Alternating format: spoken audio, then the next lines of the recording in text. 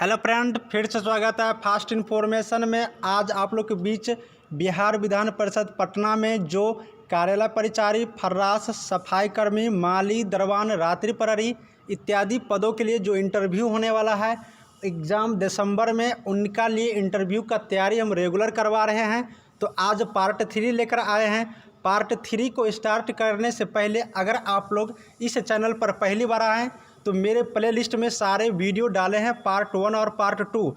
पहले पार्ट 1 और पार्ट 2 को देखिए, उसमें मैंने बताया है कि कैसे ड्रेस पहनकर जाना है और शुरू में कौन से क्वेश्चन आपसे पूछे जाएंगे। आपको वो दोनों वीडियो आप लोग को पक्का सिलेक्शन दिलाने में काम आएंगे। नहीं उन दोनों वीडियो से क्वेश्चन आया तो मुझे कमेंट करके बताइएगा इंटरव्यू में आने के बाद कि सर आपने गलत बताए थे। मेरा एक्सपीरियंस है क्योंकि मैंने 4-5 इंटरव्यू दे चुका हूं। उसके बाद मैं अभी अपना वर्तमान कार्य कर रहा हूं, तो मुझे बहुत सारा अनुभव लगभग आ चुका है और वो मैं आप लोग को शेयर कर रहा हूँ। तो आज का वीडियो स्टार्ट करते हैं, लेकिन कल का वीडियो के बारे में बताएँगे कि आप लोग इंटरव्यू में देने जा रहे हैं। इंटरव्यू में इंटरव्यूअर के पास कम टाइम होते हैं, उनको बहुत सारे स्टूडेंट को इंटरव्यू लेना होता है, इसीलिए वो कम टाइम में आपसे सारा क्वेश्चन का आंसर जानना चाहता है।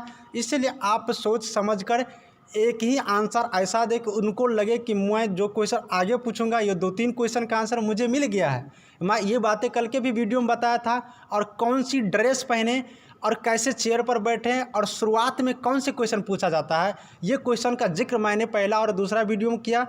प्ले लिस्ट में जाइए, आप लोग वीडियो देख लीजिएगा। तो चलिए आज का वीडियो स्टार्ट करते हैं। तो आज क्वेश्चन का बात करेंगे बिहार राज्य के बारे में।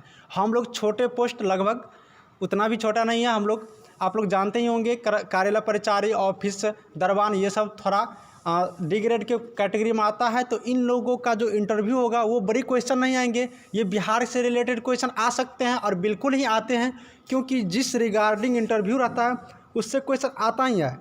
तो हम आज बात करेंगे कि बिहार के बारे में आपको शॉर्टकट जानकारी होना चाहिए। आप बिहार राज्य के हैं तो ही आपको कुछ सिलेक्शन दिलाने में मदद करेंगे। तो बात करेंगे आज बिहार से। बिहार में कुल कितने ज़िले हैं? तो बिहार में कुल कितने ज़िले हैं आप लोग को पता ही होगा, 38 ज़िले हैं। देखिए, हम यहाँ पर ये बताना चाहते हैं कि बिहार में 38 ज़िले हैं। तो आपको इस तरह से जवाब देना है कि सर बिहार में कुल 38 ज़िले हैं। तो आपसे ये पूछ देंगे यहीं पर कि आप किस ज़िले से हैं। तो जैसे आप पटना ज़िले से हैं या गया ज़िले से हैं या दरभंगा ज़िले से हैं, आप जिस ज़िले से हैं आप उस ज़िला का नाम बोलेंगे। जैसे मैं हूँ पटना ज़िला से, तो मैं बोलूँगा सर मैं पटना ज़िला से हूँ। तो आप पटना ज़िला बोलें तो आपको ये पता होना चाहिए कि पटने ज़िले के बारे में, जैसे कि मेन चीज़ क्या है पटना ज़िला में, बड़ा क्या है, चिड़ियाघर है, म्यूजियम है। तो आपको जो चीज़ पटना में मेन है, बहुत इंपॉर्टेंट है, हिस्ट्री उल्टा के देख लीजिए, वर्तमान का देख लीजिए, राजनीतिक व्यू से देख लीजिए, उस चीज़ को आपको ध्यान में रखना होगा जिला से संबंधित। अगर जिला से क्वेश्चन उठता है तो आपको यही पूछेगा कि आपके ज़िले में क्या फेमस है, आपके ज़िले में क्या ऐसा चीज़ लग रहा है जो आपको अच्छा लग रहा है, क्योंकि आपका ज़िला है तो आपको अच्छा लगेगा ही अच्छा लगेगा। तो ये जानकारी आपको होनी चाहिए। तो आप लोग एग्ज़ाम देने से पहले, इंटरव्यू देने से पहले आप लोग अपने ज़िले के बारे में थोड़ा जानकारी लेकर यहाँ पर आएंगे तो बेटर होगा। अब बात करेंगे कि बिहार राज्य में कुल कितने प्रमंडल हैं। तो आपसे पूछ देगा कि आप किस प्रमंडल में हैं। तो बिहार राज्य में तो पहले 9 प्रमंडल है, ये बात जान लीजिए। और पूछ देगा कि आप किस प्रमंडल में हैं, जैसे आप कोसी प्रमंडल में हैं या दरभंगा प्रमंडल में हैं या तिरहुत प्रमंडल में हैं। जो 9 प्रमंडल है उस 9 प्रमंडल का नाम आप याद रखिए और किस प्रमंडल में है वो याद रखिए। और जिस प्रमंडल में आप पढ़ते हैं उस प्रमंडल के बारे में थोड़ा जानकारी रखिए। जैसे कि दरभंगा प्रमंडल में कुल कितने ज़िले हैं। तो दरभंगा प्रमंडल में 3 ज़िले हैं, समस्तीपुर, दरभंगा, मधुबनी। इसी तरह से 9 प्रमंडल का आप लोग को याद रखना ज़रूरी नहीं है, लेकिन 9 प्रमंडल का नाम आप लोग याद रखिए। और आप जिस प्रमंडल में हैं उस प्रमंडल में कितने ज़िले हैं, ये सब जानकारी आप लोग को होना ज़रूरी है। तो प्रमंडल के रिगार्डिंग आपका सारा क्वेश्चन सॉल्व हो जाएंगे, अब आप आसानी से आंसर दे पाएंगे। अगला क्वेश्चन आ सकते हैं, बिहार राज्य में कुल कितने अनुमंडल हैं। तो तो बिहार राज्य में कुल 101 अनुमंडल है। आप लोग ये जो क्वेश्चन हम दे रहे हैं ना, बहुत ही इंपॉर्टेंट है, आप लोग इसको गौर से याद करिएगा और आप लोग खुद से भी सोचिएगा कि इसके रिगार्डिंग क्या क्या क्वेश्चन बन सकते हैं। बार बार कर रहा हूँ, ये इंटरव्यू है, इंटरव्यू में उसके मन में जो क्वेश्चन आएंगे पूछ देंगे, लेकिन रिगार्डिंग बिहार से ही पूछा जाएगा, ये पूरा उम्मीद रहता है, क्योंकि बिहार के ही इंटरव्यू है और बिहार में ही जॉब आपको मिलने वाला है, इसीलिए आप लोग को बिहार से रिलेटेड जानकारी होना चाहिए। तो बिहार में कुल 101 अनुमंडल है। अब बात करेंगे कि बिहार राज्य की चौहद्दी बताइए। बोलेगा कि आप बिहार राज्य में रहते हैं तो बिहार राज्य की चौहद्दी बताइए। तो आपको क्या है बिहार राज्य की चौहद्दी? उत्तर में नेपाल है, दक्षिण में उत्तर प्रदेश है, पश्चिम में झारखंड है, पूर्व में पश्चिम बंगाल है। तो आपको आपको बिहार की राजधानी याद रहना चाहिए, साथ ही साथ बिहार की चौहद्दी भी याद रहना चाहिए। और आपको पूछ देगा कि आपके देश के बगल में, आपके राज्य के बगल में कौन सी पड़ोसी देश हैं, तो आपको बताना है नेपाल। तो आपको बोल देगा कि आपके चौहद्दी में नेपाल कहाँ पड़ता है, तो आपको बताना है मेरे चौहद्दी में उत्तर दिशा में नेपाल पड़ता है। देखिए क्वेश्चन आपको वहीं रहेगा, बस घुमा घुमा के वो लोग पूछते रहते हैं, ठीक है। तो आपको ये याद रखना है। अब आपको एक चीज़ पूछेगा, बहुत इंपॉर्टेंट है, बिहार की शोक नदी किसे कहते हैं? बिहार में शोक नदी किसे कहा जाता है? तो बिहार में शोक नदी कोसी को कहा जाता है। यहाँ कोसी लिखने में गलती हो गया है, आप लोग ठीक कर लीजिएगा, कोसी को। तो बिहार की शोक नदी किसे कहा जाता है? कोसी को कहा जाता है। बिहार की राजधानी कहाँ है? पटना है। देखिए ये क्वेश्चन बहुत ही इंपॉर्टेंट है। बिहार की राजधानी जैसे ही पटना पूछेंगे तो आपको पूछ सकता है कि पटना का पुराना नाम क्या है। तो पटना का पुराना नाम पाटलिपुत्र है। और आपको ये भी पूछ सकता है कि पटना का आपको क्या अच्छा लगता है, पटना में आपको क्या ऐसा चीज़ है जो आपको अच्छा लग रहा है, तो पटना के बारे में आपको जानकारी रहना चाहिए। अगर आपसे ये क्वेश्चन पूछ दे कि पटना में आपको क्या सबसे अच्छा लग रहा है, तो आपको ये बताना है कि पटना की प्रशासनिक सेवा के साथों साथ पटना की जो बोलचाल की भाषाएं हैं, रहन सहन है, मतलब आपको उनकी विशेषता करना है, आपको उनको बुराई नहीं बताना है, आपको उनकी विशेषता करना है। आपको जो भी क्वेश्चन पूछे ना, उनको आपको विशेषता में लेकर जाना है, उसकी डिमेरिट की तरफ थोड़ा भी मत जाइएगा, नहीं तो आप फिसल सकते हैं। इंटरव्यू में हमेशा पॉजिटिव की तरफ सोचना चाहिए और पॉजिटिव आंसर होना चाहिए, ये चीज़ मैंने रखता है। तो आप पाटलिपुत्रा पुराना नाम है, पटना के बारे में थोड़ा जानकारी रखेंगे, क्योंकि पटना बिहार की राजधानी है।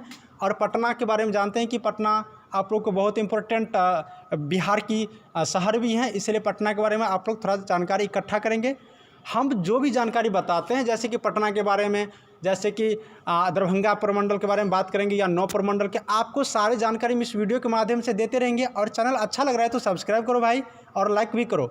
और हम बात करेंगे आपको जो भी इंपॉर्टेंट क्वेश्चन बनेंगे बिहार के रिगार्डिंग, मैं सारे आपको देता रहूँगा। वीडियो आप लोग एक बाय एक करके देखते रहिए। आप लोग को मैं बता दूं, दिसंबर से पहले आपको इतना टैलेंट बनाऊंगा। अगर इंटरव्यू में क्वेश्चन नहीं आया तो मुझे कमेंट करके बताना कि सर आपने बताया था बट आपका एक भी क्वेश्चन नहीं आया। मेरा एक भी क्वेश्चन नहीं, मैं तो गारंटी देता हूँ, वादा करता हूँ कि आपके साथ मेरा पढ़ाया हुआ आप लोग को 30% क्वेश्चन आना ही आना है। अरे 30% कम क्वेश्चन होता है, आपको बहुत क्वेश्चन होता है। आप लोग गौर से पढ़िए, शेयर कीजिए मेरे वीडियो को, लाइक करवाइए, सब्सक्राइब करवाइए, मुझे भी तो सपोर्ट कीजिए आप लोग, तो ही तो मुझे मोटिवेट मिलेगा। अगर आप लोग कमेंट में मुझे कुछ बोलते हैं तो डायरेक्ट बोलिए और मुझे कमेंट करके बताइए सर मुझे यहाँ प्रॉब्लम है, मैं आपकी प्रॉब्लम को दूर करूँगा, आपकी समस्या को मैं समाधान करने में मदद करूँगा। तो अगला क्वेश्चन देखते हैं, बिहार की सबसे बड़ी नदी सड़क पुल। बिहार में नदी पर जहाँ सड़क पुल है वो कौन सी है? तो गांधी सेतु है। आपसे ये भी क्वेश्चन पूछा जाएगा कि आप कौन से कास्ट के हैं, ये बहुत इंपॉर्टेंट क्वेश्चन, इस क्वेश्चन को आप लोग मिस ना करें। आप कौन से कास्ट के हैं? हम आपको एक चीज़ बताएंगे, छोटा सा कहानी बताना चाहते हैं, गौर करके सुनिएगा। मैं झारखंड में कोयला रिसर्च सेंटर है, कोयला खनन सेंटर है झारखंड के, डिगवाडी जगह नाम है, धनबाद ज़िले में। मैंने वहाँ इंटरव्यू देने के लिए गया था, तो मुझसे पूछा था, वहाँ 3 राउंड की काउंसलिंग थी, जूनियर इंजीनियर की काउंसलिंग होने वाली थी, तो मैं वहीं पे गया था। तो मुझसे पूछा गया कि आप कौन से कास्ट के हैं, बहुत सारे क्वेश्चन पूछा। तो मुझे ये भी पूछा गया कि आप कौन सी कास्ट के हैं, तो मैंने बता दिया कि सर मैं SC कैटेगरी को हूँ। तो बोला कि चलिए ठीक है। अब आगे उसने 2-3 क्वेश्चन और भी पूछे, बहुत इजी फर्स्ट राउंड का क्वेश्चन था, बहुत इजी 3 राउंड में लेना था। तो मैं भी इंटरव्यू के बेसिस पे ही गया था। तो हम बोल दिए, 2-3 क्वेश्चन और पूछे, उसके बाद उसने बोला कि आप अपने कास्ट का स्पेलिंग लगाइए। तो मैंने सोचने लगा, अरे यार ये कोई सा क्वेश्चन हो गया, मैं कैसे जवाब दूँ? तो मैंने बोला कि CAST, क्योंकि मुझे बोला कि कास्ट का स्पेलिंग कीजिए, तो मैं तो कास्ट का स्पेलिंग CAST बोल दिया। तो वहाँ पर मुझे तो लगा कि अच्छा ही होगा, सही आंसर दी।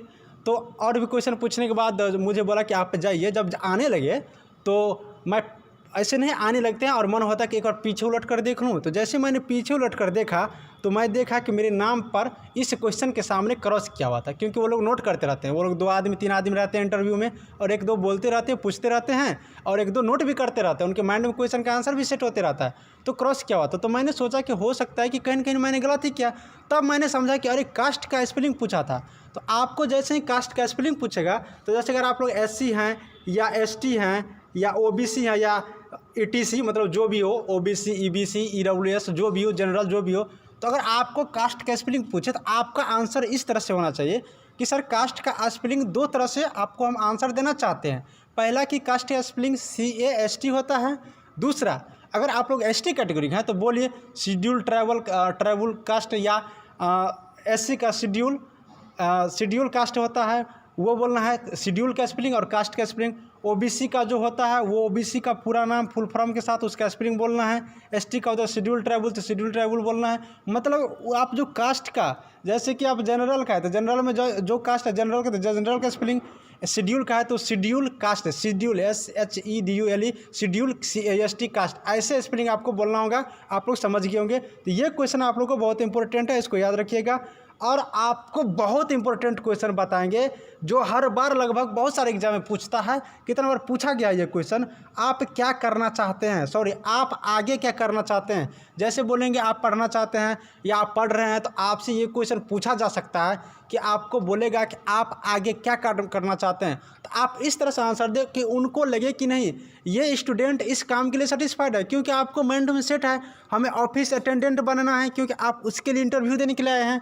आपको दरबान बनना है, आपको माली बनना है, आपको सफाई कर्मी बनना है। आप जिस पोस्ट के लिए इंटरव्यू देने गए हैं आपको वो चीज़ बनना है, आपको तो पता है। तो आप इस तरह से आंसर दें कि उनको लगे कि इस पोस्ट से रिलेटेड आंसर आया है। आपको ये नहीं बोल देना मुझे सर वीडियो बनना है, आगे बन के वीडियो राजनीतिक में जाना है, मुझे DM बनना है। देखिए ये बनना आपकी अच्छी चीज़ है, आप बनिए, बेस्ट ऑफ लक, आपको अच्छा है बनिए। लेकिन आप जिस पोस्ट के लिए इंटरव्यू देने के लिए जा रहे हैं बस उस पोस्ट के रिगार्डिंग आंसर होना चाहिए, उस पोस्ट के संबंधित आंसर होना चाहिए, तो ही आपको सेलेक्ट करेगा। तो आपको इस क्वेश्चन का आंसर आप इस तरह से दे सकते हैं, हम आगे पढ़ाई करके ऑफिस से संबंधित गवर्नमेंट नौकरी करना चाहता हूं और साथ ही साथ देश का सेवा करना चाहता हूं, इसलिए मैं गवर्नमेंट नौकरी का इच्छा रखता हूं और ऑफिस वर्क करना हमेशा पसंद करता हूं। अगर आप लोग इस टाइप का आंसर दें तो बेटर रहेगा। अगर आपको और भी कुछ लगे और आपको और भी कुछ सुझाव लगे तो आप इस क्वेश्चन का आंसर अच्छी तरह से बना ले, नोट बना ले, और आप इस क्वेश्चन का आंसर और कास्ट वाला जो क्वेश्चन बोले इसका आंसर आप लोग अच्छा से तैयार रखें। और बिहार के रिगार्डिंग जो भी क्वेश्चन आपके मन में आ रहा है, मन में डाउट आ रहा है, वो आप लोग खुद से भी नोट करके रखें, उसको पढ़ें। और इंटरव्यू से रिलेटेड कोई भी डाउट हो तो मुझे कमेंट करके बताएं। वीडियो अच्छा लगा हो तो एक बार मेरे लिए शेयर ज़रूर कीजिएगा और साथ ही साथ लाइक करके जाइएगा। तब तक देखते रहिए फास्ट इन्फॉर्मेशन।